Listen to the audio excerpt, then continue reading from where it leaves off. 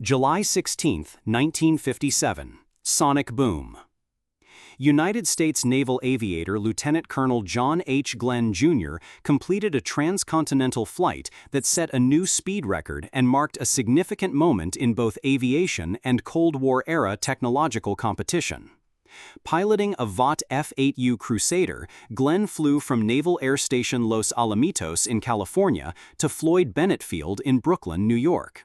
The journey, codenamed Project Bullet, covered approximately 2,445 miles and took 3 hours, 23 minutes, and 8.4 seconds. Glenn became the first person to fly coast to coast faster than the speed of sound, achieving an average speed of 725.55 miles per hour. The F-8U Crusader, later redesignated the F-8 by the Department of Defense, was a carrier-based jet fighter designed by Vought. Introduced in the mid-1950s, the aircraft was known for its speed and agility, often referred to as the last of the gunfighters due to its use of 4 20mm cannons at a time when missiles were becoming standard armament. The jet's design featured a variable incidence wing to improve carrier landing characteristics, and it was powered by a Pratt & Whitney J57 turbojet engine that provided speeds exceeding Mach 1.5. This made the F-8U Crusader ideal for a high-speed, long-range flight that could capture national attention during a period of escalating geopolitical rivalry. Glenn's flight was not just a record-setting event, it was a planned demonstration of American technological superiority. With the Cold War intensifying, the United States sought to showcase its aviation and military capabilities. The flight's path was monitored closely by radar installations and involved mid-air refueling, a process still in its early stages at the time.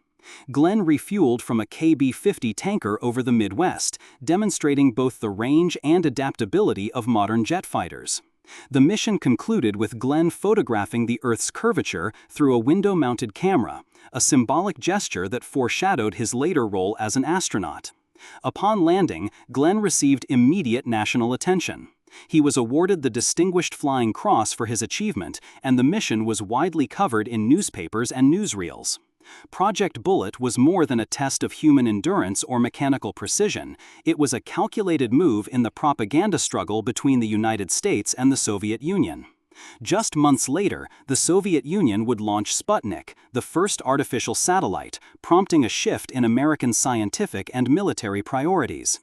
Glenn's 1957 flight stood as a milestone of the pre-Sputnik era, affirming U.S. capabilities in supersonic flight and long-distance operations. John Glenn's record-setting journey laid groundwork for his future selection as one of the Mercury 7, the first group of NASA astronauts announced in 1959. His demonstrated skill, composure under pressure, and familiarity with high-speed flight made him an ideal candidate for the rigors of space exploration. In 1962, he would become the first American to orbit the Earth aboard the Friendship 7 spacecraft. However, his 1957 flight remained a crucial early test of the technologies and principles that would guide the early years of NASA's crewed space program. In the larger context of American aviation history, the transcontinental speed record helped validate supersonic jet design and mid-air refueling as reliable methods for rapid military deployment. The mission also contributed valuable data on navigation, communication, and pilot endurance over extended high-speed flights. This data would influence subsequent military operations, aircraft design, and aerospace planning in both the public and private sectors. Glenn's flight remains a notable event in Cold War-era aviation, reflecting the intersection of personal achievement, national ambition, and technological advancement. It was a demonstration of engineering capability and military readiness at a time when both were being scrutinized on the global stage. Project Bullet not only set a speed record, but also accelerated the pace of progress in aviation and space exploration. For enthusiasts of historical ephemera, visit history-collectors.com to find collectibles that might complement your collection.